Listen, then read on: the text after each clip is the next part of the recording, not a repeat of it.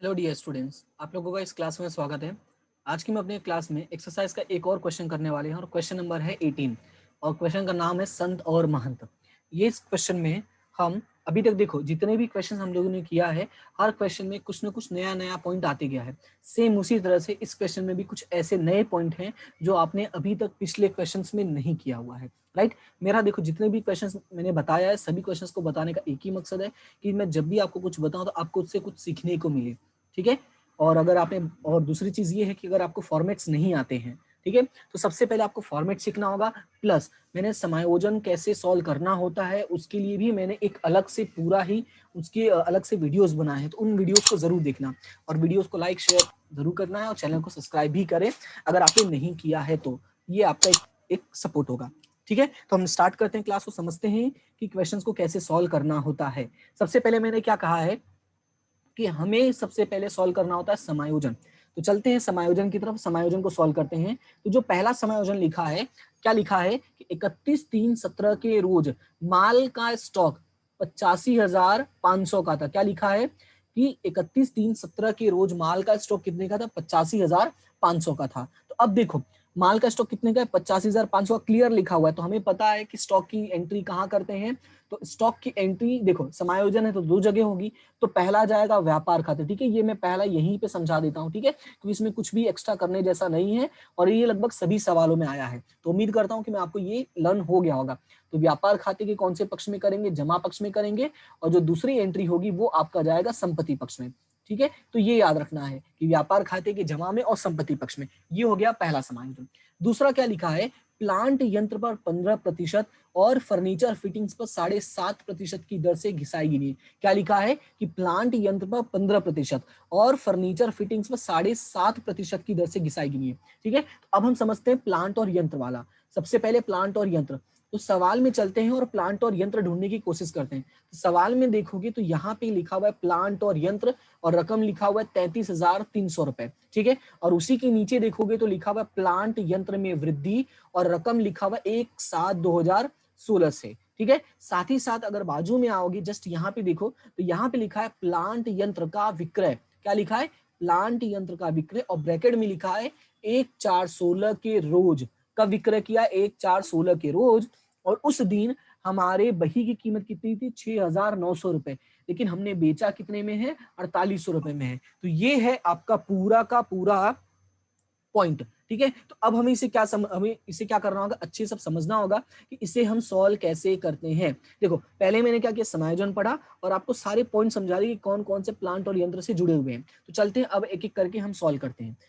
ठीक है, तो ये समायोजन नंबर कौन सा है? ये समायोजन नंबर है 2। तो यहाँ पे मैं लिख देता हूँ समायोजन नंबर 2, और यहाँ पे हमें क्या लिखा हुआ है? लिखा हुआ है प्लांट यंत्र। ठीक है, प्लांट यंत्र कितने का दिया हुआ है? 33,300 रुपए का। ठीक है, कितने का दिया है? 33,300 रुपए का, सही है। और दूसरा ही प्लांट यंत्र और है एक नीचे, तो मैं यहाँ पे लिख देता हूँ प्लांट यंत्र, लेकिन यहाँ पे डेट दिया हुआ है और रकम कितनी है? तो डेट है 1/7/16। ठीक है, तो यहाँ पे मैं डेट में लिख देता हूँ 1/7/16 और रकम है हमारा 24,000। ठीक है, और एक और प्लांट यंत्र दिया हुआ है जिसमें लिखा हुआ है बिक्री, तो यहाँ पे मैं लिख देता हूँ बिक्री। ओके, किसकी? प्लांट यंत्र की। कितने में बेचा है? 6,800 में, लेकिन सवाल में ब्रैकेट में लिखा है कि बेचा कब है? 1/4/16 को, और उस दिन इसकी कीमत कितनी थी? 6,900 रुपए थी। तो ये मैं शॉर्ट में लिख देता हूँ। ठीक है, तो ये हमारा पूरा क्वेश्चन हो गया। अब देखो हमें इस क्वेश्चन को सॉल्व कैसे करना होता है। सबसे पहले हम देख लेते हैं कि घिसाई का दर कितना है, एक बार कंफर्म करने के लिए 15% है। ओके, अब देखो इसको सॉल्व कैसे करना होता है। सबसे पहले अगर ध्यान दोगे तो प्लांट यंत्र हमारे पास दो है। ओके, एक है 33,300। तो मैंने क्या कहा, पहले मैं आपको गणना समझाता हूँ। पहले मैं आपको क्या समझाता हूँ?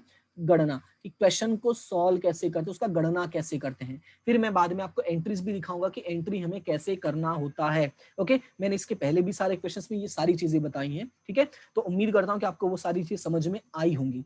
और दूसरी चीज है, फिर से मैं कहता हूँ कि अगर ये वीडियो आपको समझ में आता है, आपको अच्छा लगता है, अपने फ्रेंड्स के साथ शेयर करें वीडियोस को लाइक करें, कमेंट्स करें और चैनल को सब्सक्राइब जरूर करें, ठीक है। ये आपका क्या होगा, एक सपोर्ट होगा। देखो हम जितना ज्यादा आगे बढ़ेंगे तो जितना ज्यादा तुम सब्सक्राइब करोगे, जितना ज्यादा वीडियोस को शेयर करोगे, उतने ज्यादा लोग जुड़ेंगे और जितने ज्यादा लोग जुड़ेंगे उतना ज्यादा मुझे मोटिवेशन मिलेगा। जैसे होता है ना हमारे साथ, देखो तुम्हारे साथ क्या होता है, जब तुम्हारे अच्छे मार्क्स आते हैं तो तुम्हारा पढ़ने का और मन करता है, चीजें जब समझ में आती है तो और पढ़ने का मन करता है, वो तुम्हारा मोटिवेशन है। मेरा मोटिवेशन क्या है कि मुझे सपोर्ट, मुझे जितना ज्यादा सपोर्ट मिलेगा मैं उतना ज्यादा और अच्छा करने की कोशिश करूंगा, ठीक है, और आगे बढ़ने की कोशिश करूंगा, ठीक है।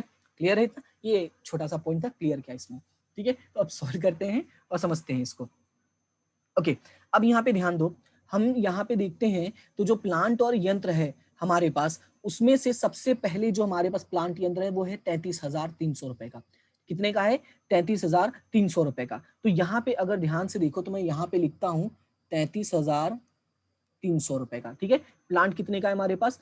33,300 रुपए का। लेकिन अब सिचुएशन देखो यहाँ पे क्या है, सिचुएशन ये है,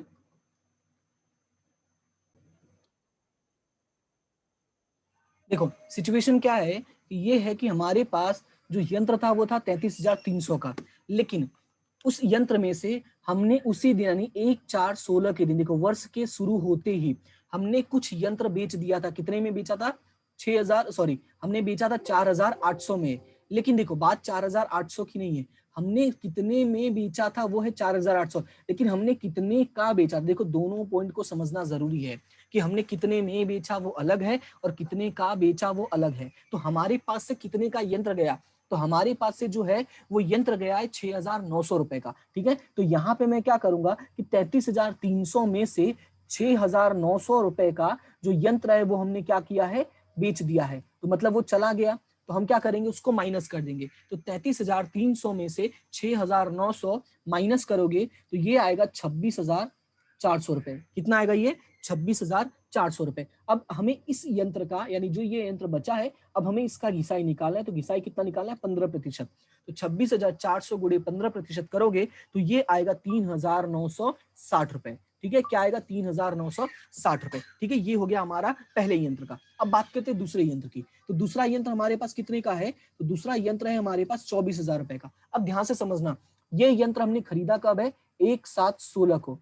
हमने कब खरीदा है? 1/7/16 को। अब ध्यान से समझना, ये यंत्र हमने खरीदा है 1/7/16 को, लेकिन हमारा वर्ष जब खत्म होता है वो कब है? 31/3/17 को, ठीक है। हमारा वर्ष कब खत्म होता है? 31/3/17 को। तो इनके बीच में कितने मंथ हमने यूज किया? हमने खरीदा 1/7/16 को और हमने, हमारा जो वर्ष है वो अंत होता है 31/3/17 को। तो हमने कितना यूज किया? तो हमने यूज किया 9 महीने, ठीक है। कितना यूज किया हमने? 9 महीने। कैसे निकालोगे इसे? गिनती गिनो उंगली में, 9, 7, 8, 9, ठीक है, 10, 11, 12, 1, 2, 3, तो टोटल कितने हो गए? 9 मंथ हो गए। तो अब हम इसको सॉल्व कैसे करेंगे? 24,000 का 15% कितने महीने का? 9 महीने का, ठीक है। अब इसको अगर सॉल्व करते हो तो कितना आएगा? देखो 24,000 गुणे 15% गुणे 9/12, तो ये आएगा 2,700 रुपए। कितना आएगा? 2,700 रुपए, ठीक है। तो हमारा जो घिसाई आया वो कितना आ गया? 2,700 रुपए आ गया, ठीक है। अभी भी देखो मैं सिर्फ कैलकुलेशन बता रहा हूँ, एंट्री कैसे करना है वो अभी मैं साइड में आपको समझाऊंगा। ओके, तो अब देखो, अब हमारे पास जो टोटल घिसाई है वो कितनी हो गई है? तो टोटल घिसाई जो है वो देखो कितनी हो गई है? 3,960 रुपए प्लस 2,700 रुपए, ठीक है। तो इस तरह से अगर इसको जोड़ोगे तो हमारे पास जो टोटल घिसाई है वो हो गई 6,660 रुपए। ये है हमारे पास टोटल घिसाई। अब इस बात को ध्यान से समझना, ठीक है। ये है हमारे पास टोटल घिसाई। अब देखो हमें इसकी एंट्री कैसे करनी होती है, ठीक है। अभी तक ये गणना वाला पार्ट था, ये तुम्हें गणना में दिखाना है। जब हम एंट्री करने की बात आएगी तो देखो एंट्री कैसे करेंगे। तो यहाँ पे देखो, यहाँ पे, तो यहाँ पे सबसे पहले तुम्हें पता है कि जो संपत्ति है उसकी एंट्री कहाँ करते हैं हम? सॉरी जो यंत्र है उसकी एंट्री हम कहाँ करते हैं? संपत्ति पक्ष में करते हैं। तो हम चलेंगे संपत्ति पक्ष में, ठीक है। कहाँ चलेंगे? संपत्ति पक्ष में, और उसमें लिखेंगे प्लांट यंत्र। क्या लिखेंगे? प्लांट यंत्र, ओके। और प्लांट यंत्र हम कितने का लिखेंगे? 33,300 रुपए का। ध्यान देना, प्लांट यंत्र कितने का लिखेंगे? 33,300 रुपए का, प्लस हमने खरीदा था तो उसके नीचे लिखो प्लस खरीदी। कितने का तुमने खरीदा था? 24,000 रुपए का, प्लस खरीदी कितने का? 24,000 रुपए का। अब इसको जोड़ोगे तो ये हो जाएगा 57,300 रुपए। उसके बाद हमने क्या किया था? अगला काम हमने किया था बेचने का, तो बिक्री, और हमने बेचा कितने का था? 6,900 रुपए का। कितने का बेचा था? 6,900 रुपए का। तो ये बचेगा 50,400 रुपए। अब ध्यान से समझना, ये कौन सा मैं बता रहा हूँ पॉइंट, ये मैं बता रहा हूँ तुम्हारा संपत्ति में एंट्री करने का, ठीक है। प्लांट यंत्र की एंट्री कहाँ करते हैं, संपत्ति में। सबसे पहले मैंने क्या किया, दोनों यंत्र को मैंने जोड़ा, तो टोटल कितना हो गया, 57,300 रुपये का, ठीक है। टोटल यंत्र कितना आया, 57,300 रुपये आया।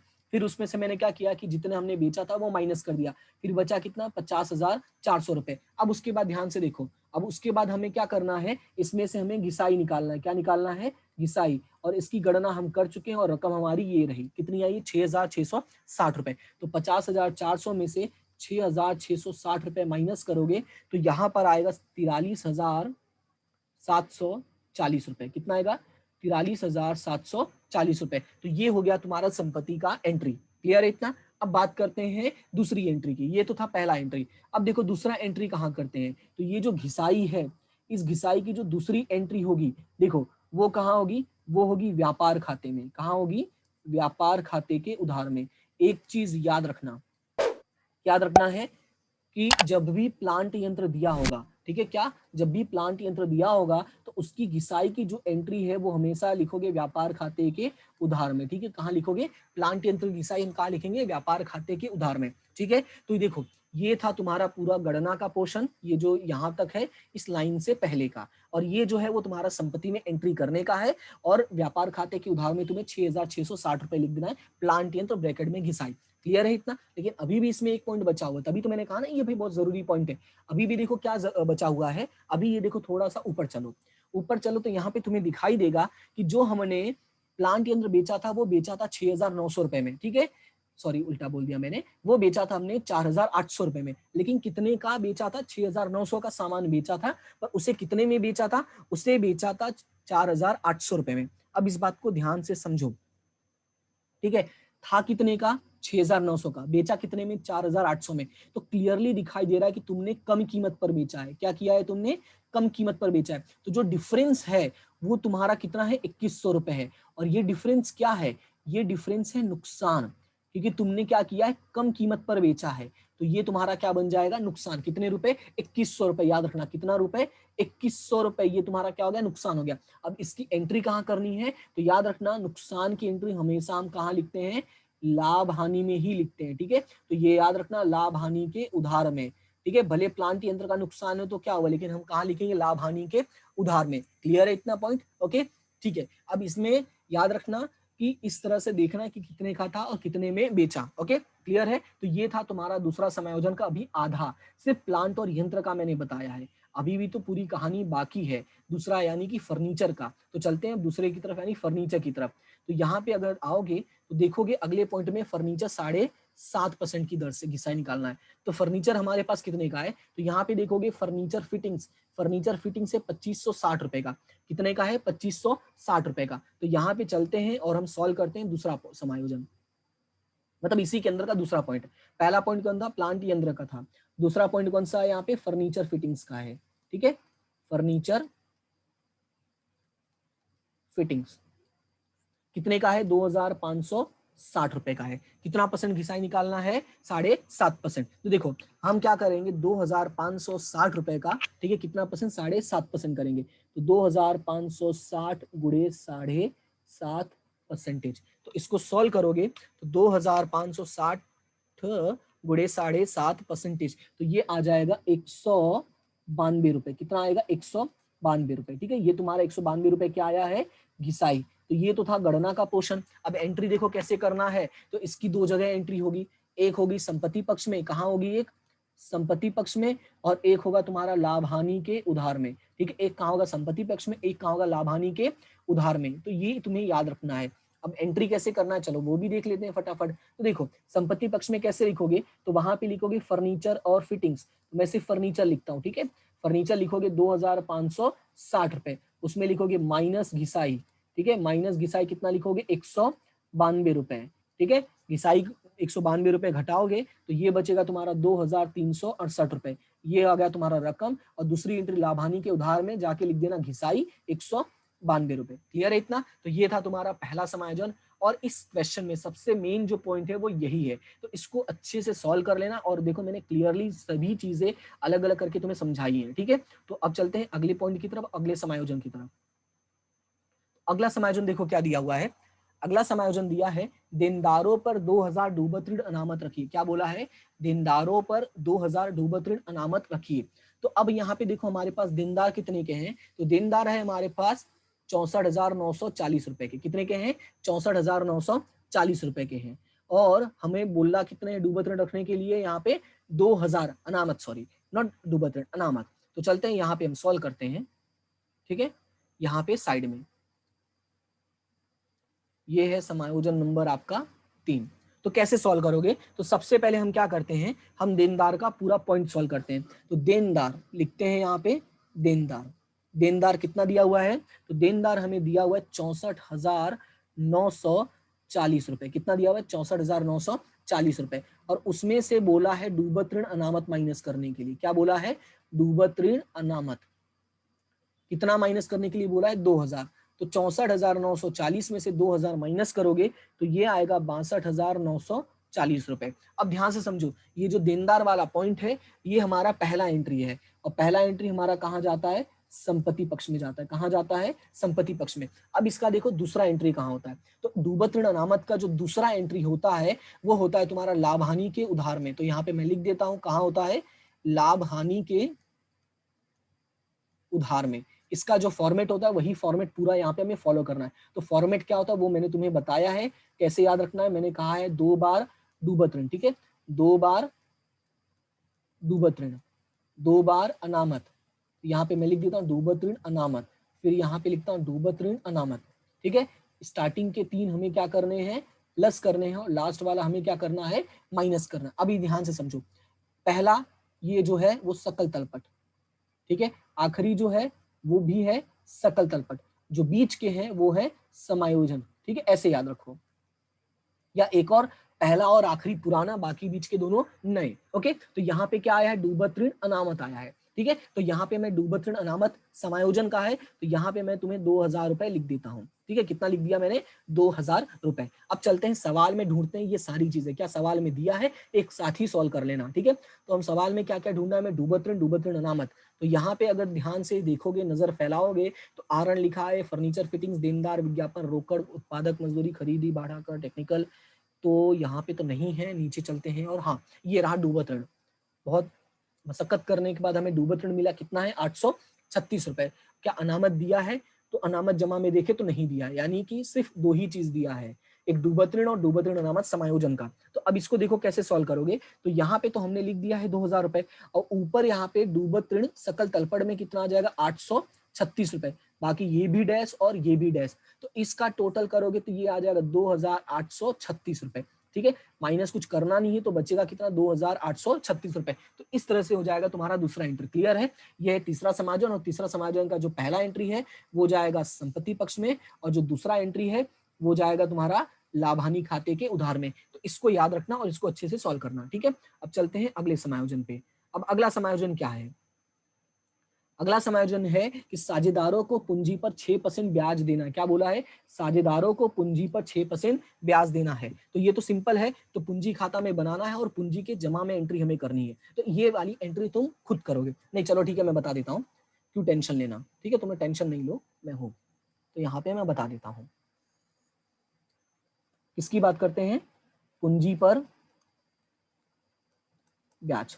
ठीक है, समायोजन नंबर 4। एक चीज याद रखना कि पूंजी पर ब्याज की जो पहली एंट्री होगी वो कहां होगी? पूंजी खाते में। पूंजी खाते में भी उसके जमा में। और दूसरी एंट्री होगी लाभ हानि वितरण के उधार में। कहा? लाभ हानि वितरण के उधार में।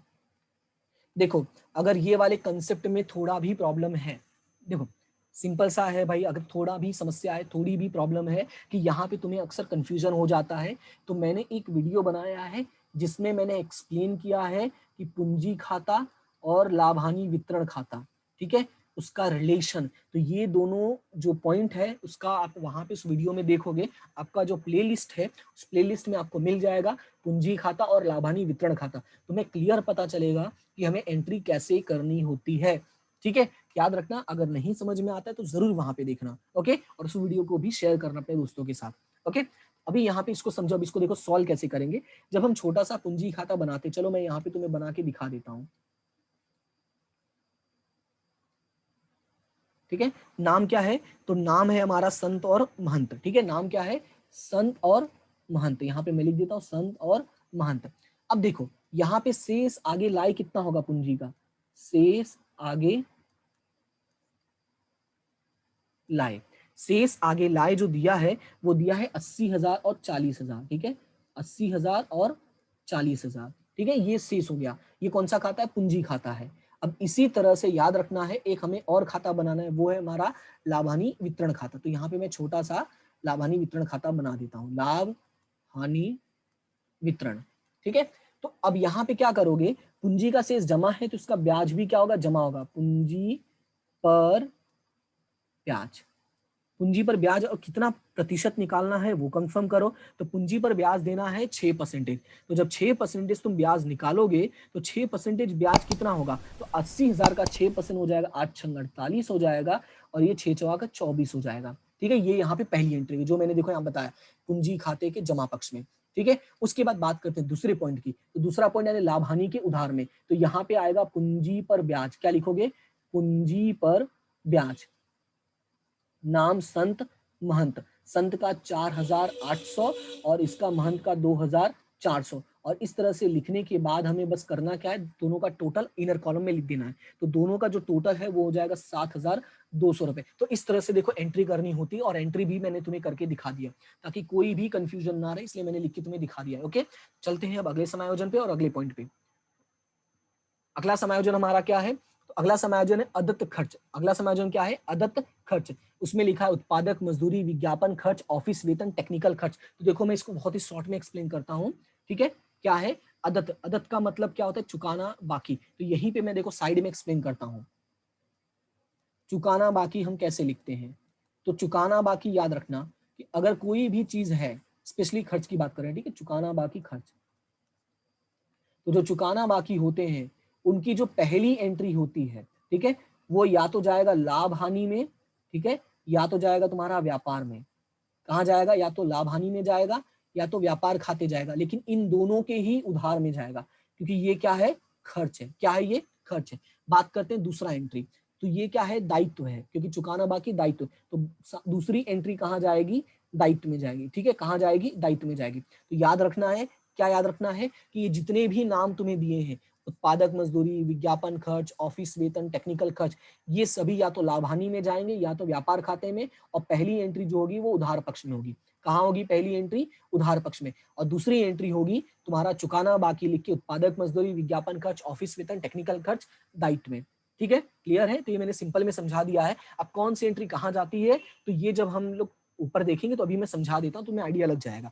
ओके, नहीं तो चलो मैं यहीं पे लिख देता हूँ। जो उत्पादक मजदूरी है, ध्यान से समझना, ये जो पॉइंट है ये बहुत इंपॉर्टेंट पॉइंट है, इसलिए ध्यान से समझना। तो पहला पॉइंट हमें क्या लिखा है, पहला पॉइंट लिखा उत्पादक मजदूरी। तो उत्पादक जो मजदूरी होता है ये तुम्हारा जाएगा व्यापार में। कहाँ जाएगा, व्यापार में। इसलिए मैंने लिखा ना कि या तो लाभ हानि में जाएगा तो व्यापार में, वो तुम्हें देखना होगा, ठीक है। विज्ञापन खर्च, तो विज्ञापन खर्च जाता है लाभ हानि में। ऑफिस वेतन, ऑफिस वेतन भी जाता है लाभ हानि में। टेक्निकल खर्च, तो टेक्निकल खर्च भी जाएगा तुम्हारा व्यापार में। तो ये याद रखना, दो जाएगा लाभ हानि में, दो जाएगा व्यापार खाता में। ओके, और इनकी जो दूसरी एंट्री होगी वो चारों की चारों जाएगी दायित्व पक्ष में, और नाम क्या लिखोगे, वहां पे लिखोगे चुकाना बाकी, मजदूरी, खर्च, वेतन और टेक्निकल खर्च। ओके, क्लियर है इतना। तो यहाँ पे मैं लिख देता हूँ समायोजन नंबर कौन सा है, ये समायोजन नंबर 5, ठीक है। तो इस तरह से यहाँ पे देखो हमारे सभी समायोजन जो है वो कंप्लीट हो गए। ओके, ये रहा हमारा इसमें पहला, ये देखो दूसरा समायोजन, ये रहा तीसरा, ये रहा चौथा। ओके, तो यहाँ पे थोड़ा सा ये स्क्रीन में कम पड़ जाएगा, तो ठीक है, कोई दिक्कत नहीं है। मैंने वैसे सॉल्व करवाते करवाते दिखाया है, तो मैं उम्मीद करता हूँ लिख लिए होगे, और नहीं लिखे हो तो बैक करके वापस अच्छे से उसको लिख लेना। तो हमारा जो समायोजन है वो कंप्लीट हो गया। देखो अब समायोजन कंप्लीट होने के बाद भी हमारा मुसीबत बना रहता है। अब मुसीबत का मतलब क्या है, यहाँ पे कुछ चीजें हैं, ठीक है।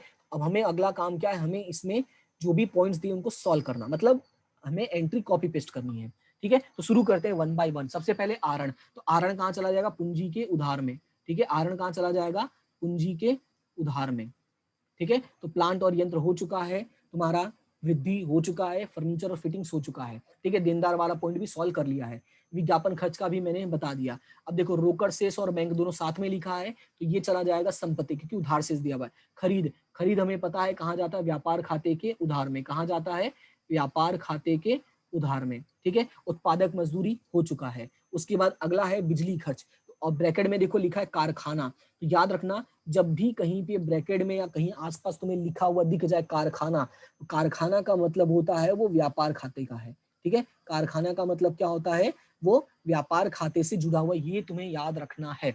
उसके बाद अगर कारखाना नहीं लिखा है तो लाभ हानि में, सिंपल सी बात है। जैसे दूसरा पॉइंट क्या लिखा है, भाड़ा कर, भाड़ा कर, और ब्रैकेट में क्या लिखा है, ऑफिस, तो ये क्या हो जाएगा तुम्हारा, ये हो जाएगा लाभ हानि में। और ये दोनों ही एंट्री कहाँ जाएगा, उधार पक्ष में, क्योंकि ये क्या है, खर्च है। फिर भाड़ा कर लिखा, लेकिन ब्रैकेट में लिखा है कारखाना, तो जैसे ही कारखाना आया ये कहाँ चला जाएगा, व्यापार खाते में। कहाँ जाएगा ये, व्यापार खाते। टेक्निकल खर्च, तो ये भी मैंने बता दिया है, व्यापार खाते, ओके। और ये कौन से जाएगा, व्यापार खाते के उधार में, तो ये भी तुम्हें याद रखना है। उसके बाद अगला है प्रारंभिक स्टॉक, तो प्रारंभिक स्टॉक सेम है व्यापार खाते के उधार में। अगला है फैक्ट्री खर्च, तो फैक्ट्री खर्च भी व्यापार खाते के उधार में। ऑफिस वेतन, ऑफिस वेतन कहाँ जाएगा, ये जाएगा लाभ हानि में। दिया बट्टा, ये भी जाएगा लाभ हानि में। आवक माल गाड़ी भाड़ा, ये जाएगा तुम्हारा व्यापार के उधार में, ठीक है। देखो हमने इतने सारे सवाल किए, इसी वजह से अब ये सारी चीजें हमें क्या लगती है, इजी लगने लगती है। तो मेन यही है, तो जितना ज्यादा प्रैक्टिस करोगे इन सब सवालों की, उतना ज्यादा तुम्हें फायदा होगा। अब देखो मैंने कितने क्वेश्चन एक्सप्लेन किए हैं, मैंने एक्सप्लेन किया है 15, 16, 17, 18, ठीक है। ये 4 क्वेश्चन मैंने अपलोड किया हुआ है, और ये जो चारों क्वेश्चन है ये मोस्ट आईएमपी है। क्यों मोस्ट आईएमपी, क्योंकि एग्जाम पॉइंट ऑफ व्यू से इनका बहुत ज्यादा महत्व है, ये सारे एग्जाम में आए हुए पॉइंट हैं, ठीक है। इसी वजह से इनको अच्छे से सॉल्व करना है, इनको अगर अच्छे सॉल्व कर लेते तो तुम्हें एग्जाम में कोई भी प्रॉब्लम नहीं होगी, ठीक है। अब चलते हैं आगे पे, आगे पढ़ लेते हैं। अगला है डूबत ऋण, तो डूबत ऋण तो हो चुका है। उसके बाद है ऑफिस खर्च, तो ऑफिस खर्च भी तुम्हारा चला जाएगा लाभ हानि में, ओके। तो देखो यहाँ पे हमें अभी तक कोई दिक्कत नहीं हुआ। अब चलते हैं हम जमा तरफ, तो जमा तरफ में क्या लिखा है, सबसे पहले लिखा है पूंजी खाता, तो पूंजी खाता मैंने बता दिया है। लेनदार, लेनदार तुम्हारा कहाँ चला जाएगा, दायित्व में। प्लांट यंत्र हो चुका है। बिक्री, बिक्री चला जाएगा व्यापार के जमा में, ठीक है। उसके बाद अगला है ज्ञानी के पास से ली लोन, 5% की लोन, रकम 10,000, ब्रैकेट में लिखा है 1/10/16 से। तो अब इसको थोड़ा समझना जरूरी है। मैंने कहा था जब भी तारीख आ जाए, जब भी ऐसा पॉइंट आ जाए, समझ लेना हिडन एडजस्टमेंट यानी छुपा हुआ समायोजन है। अब इसको सॉल्व कैसे करेंगे, तो देखो चलते हैं यहाँ पे समझते हैं। समायोजन नंबर कौन सा है, ये कोई समायोजन नहीं, गुप्त समायोजन, ठीक है। नाम क्या है, नाम है लोन, ठीक है, यानी कि लोन है। लोन कितना है, तो लोन है आपका 10,000 रुपए का, ठीक है। लोन कितने का है, लोन है 10,000 रुपए का, तो यहाँ पे मैं साइड में लिख देता हूँ लोन 10,000 रुपए का। अब सबसे बड़ी बात जो है वो है तारीख वाला मैटर, तो तारीख कौन सा दिया है, तारीख दिया है 1/10/16 को। हमने लोन कब लिया है, 1/10/16 को। अब ध्यान से समझना, हमने लोन लिया है 1/10/16 को, और हमारा जो वर्ष है वो खत्म कब होता है, 31/3/17। वर्ष हमारा कब खत्म होता है, 31/3/17। तो कितने महीने हो रहे हैं, 1/10/16 से 31/3/17, तो ये हो रहे हैं 6 महीने। कितने महीने हो रहे हैं, 6 महीने। और ब्याज का दर कितना है, 5% है। तो इसको देखो सॉल्व कैसे करोगे, तो लिखोगे 10,000 गुड़े 5% गुड़े 6/12, ठीक है। क्या करोगे, 10,000 गुड़े 5% गुड़े 6/12, इसको सॉल्व करोगे तो ये आएगा 250 रुपए। कितना आएगा, 250 रुपए आएगा। क्लियर है इतना। अब इस 250 रुपए की एंट्री कैसे करनी है वो समझो। तो 250 रुपए की एंट्री दो जगह जाएगी, एक तो जाएगा तुम्हारा लाभ हानि के उधार में। कहाँ जाएगा, लाभ हानि के उधार में, और ये ब्याज अभी तक चुकाया नहीं है, इसलिए जो दूसरा पॉइंट है वो कहाँ जाएगा, दायित्व में, ठीक है। तो पहला एंट्री कहाँ जाएगा, लाभ हानि के उधार में, और जो दूसरा एंट्री है वो कहाँ जाएगा, दायित्व में। याद रखना ये पहला एंट्री है और ये दूसरा एंट्री है, ठीक है। क्लियर है इतना। अब चलते हैं वापस पॉइंट पे और समझते हैं कि क्या करना है।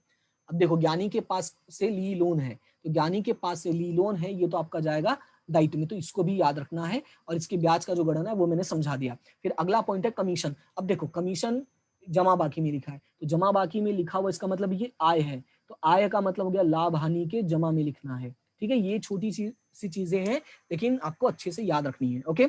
क्लियर है इतना? तो यहाँ पे हमारा ये क्वेश्चन कंप्लीट होता है। अब तुम्हारा काम क्या है? तुम्हारा काम है कि क्वेश्चन को सॉल्व करना, ठीक है? क्वेश्चन को पूरा जैसे मैंने बताया वैसे समायोजन सॉल्व करते जाना, एंट्री पास ऑन करते जाना, डिफरेंसेस निकालना, और लास्ट में जो प्रॉफिट का डिफरेंस आएगा यानी लाभ का शेष आएगा वो 3:2 में बांट देना, ठीक है? यहाँ पे शेष भी दिया हुआ है, कैसे बांटना है? 3:2 में। तो तुम लोग क्या करोगे? इसको 3:2 में आपस में बांट लोगे। क्लियर है? और अगर क्वेश्चन समझ में आ रहा है, अच्छा लग रहा है, अच्छा लगने का मतलब क्वेश्चन क्लियर समझ में आ रहा है, इस वीडियो को अपने दोस्तों के साथ शेयर करो, ठीक है? वीडियोस को लाइक करो, जितना हो सके उतना शेयर करो अपने सभी दोस्तों के साथ, ठीक है? जो भी लगता है तुम्हें अभी उनको जरूरत है उनके साथ शेयर करो, वीडियोस को लाइक करो। और सबसे बड़ी बात है, चैनल को सब्सक्राइब करना बिल्कुल भी ना भूलें, क्योंकि ये आपका क्या होगा, सब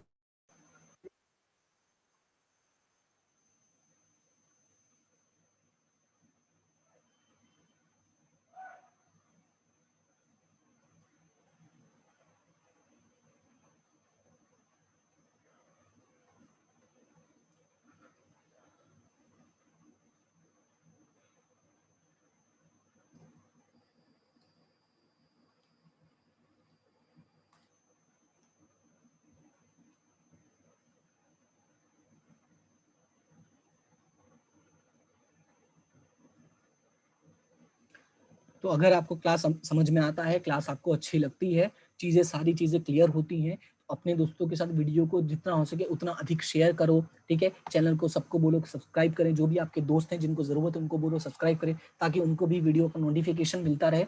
साथ ही साथ वीडियो को लाइक भी करें और कमेंट भी करके बताएं कि हाँ समझ में आ रहा है कि नहीं आ रहा है, जो भी है वो प्रॉपर रिस्पॉन्स दो, ठीक है? और इसी तरह से हमेशा हंसते रहो, मुस्कुराते रहो, आगे बढ़ते रहो। हम मिलते हैं अपनी नेक्स्ट क्लास में नेक्स्ट टॉपिक के साथ। तब तक के लिए thank you so much and have a good day. और जो चीजें कही है प्लीज करना जरूर, ताकि जो है हम भी मजबूत बने, ठीक है? तो मिलते हैं अपनी नेक्स्ट क्लास में, तब तक के लिए thank you so much and have a good day.